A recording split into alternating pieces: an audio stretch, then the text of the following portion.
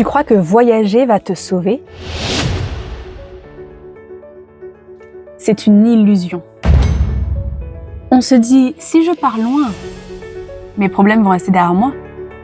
On rêve de recommencer ailleurs, plus léger, plus libre. Moi aussi, j'ai cru que changer d'horizon allait effacer mes blessures. Mais je me suis vite rendu compte que je les portais en moi. Peu importe le décor. Les vrais bagages, c'est pas ton sac à dos. Ce sont tes blessures, tes doutes, tes histoires non réglées. Et eux, tu les portes partout avec toi, même à l'autre bout du monde.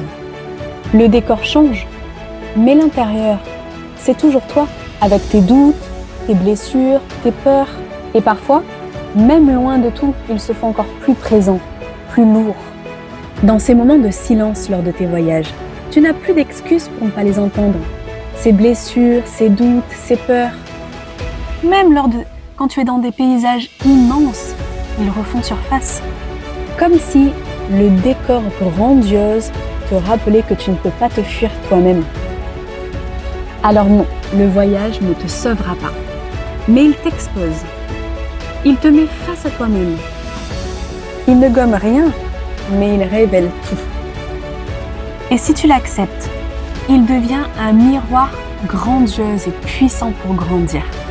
Parce que chaque endroit, chaque rencontre que tu vas faire va refléter une partie de toi.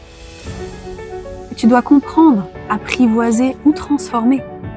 Et c'est là la véritable beauté du voyage et le vrai cadeau. Voyager, c'est pas une fuite, c'est une rencontre. Et si tu veux que ça change ta vie, commence par oser te regarder avec sincérité, sans détour. Alors si tu croyais que le voyage allait te sauver, eh bien tu vas faire là la plus belle découverte. Parce que si tu es dans cette situation aujourd'hui, n'essaie pas d'effacer tes doutes. Note-les, parle-en, regarde-les en face. C'est comme ça qu'ils perdent de leur pouvoir. Et si tu le souhaites, abonne-toi. Parce que dans le prochain épisode, on va parler de la spiritualité. Bullshit ou vraie connexion? On va aller gratter derrière le discours tout fait. On va aller démonter les illusions. Et on va parler de ce qu'est vraiment la connexion spirituelle, quand elle est sincère et sans faux semblant.